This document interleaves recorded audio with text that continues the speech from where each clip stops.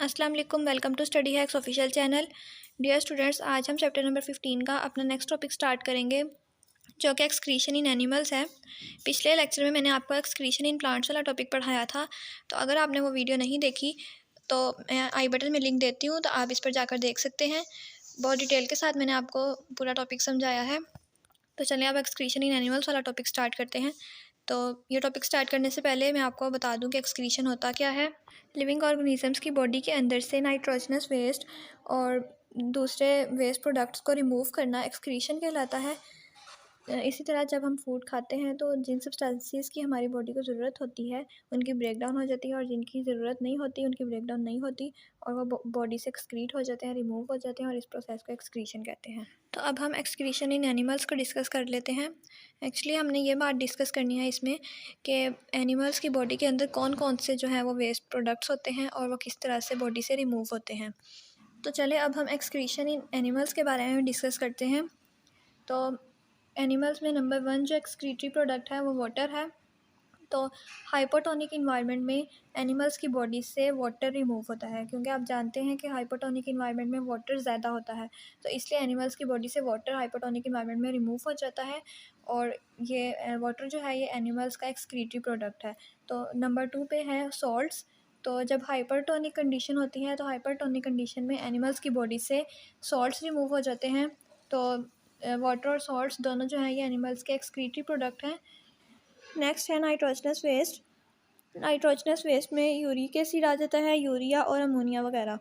आप ये समझ लें कि नाइट्रोजनस वेस्ट जो है ये एनिमल्स की बॉडी में चीफ एक्सक्रीटरी प्रोडक्ट है।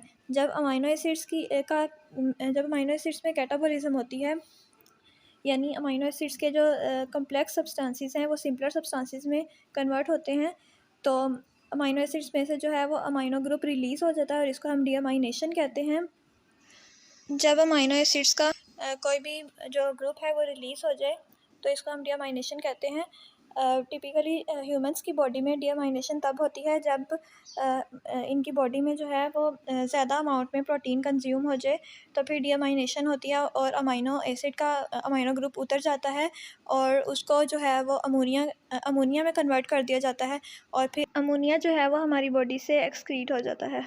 इसी तरह जब एनिमल्स में डीअमाइनेशन होती है तो जो अमाइनो ग्रुप उतरता है वो वाटर में डिज़ोल्व होकर उनकी बॉडी से रिमूव हो जाता है, ताकि ब्लड में टॉक्सिसिटी ना हो। अगर ब्लड में इन कंपाउंड्स का लेवल जो है वो इंक्रीज़ हो जाए तो ये कोमा और डेथ का सबब बन सकता है। मोस्टली एक्सेस ऑफ नाइट्रोजन जो है वो एनिमल्स की बॉडी से इन 3 फॉर्म्स में एक्सक्रीट होती है। Number 1 ammonia, number 2 uric acid and number 3 is urea. और इसके अलावा अगर लोअर क्वांटिटी में नाइट्रोजन को जो है वो एनिमल्स की बॉडी से एक्सक्रीट होना हो तो वो इन फॉर्म्स में एक्सक्रीट होती है। Number 1 creatinine, number 2 creatine, number 3 trimethyl amine oxide, number 4 amino acids, number 5 purine and pyrimidine. और जब प्यूरीन और पायरिमिडीन में मेटाबॉलिज्म का प्रोसेस होता है तो ये हाइपोक्सेंथाइन, जेंथाइन, यूरिक एसिड, यूरिया और अमोनिया प्रोड्यूस करते हैं। आपकी बुक में ये जो एक्सक्रीशन इन एनिमल्स वाला टॉपिक है ये एक पैराग्राफ की फॉर्म में लिखा हुआ है, लेकिन मैंने आपको इसमें पॉइंट्स बना के बताया है, ठीक है।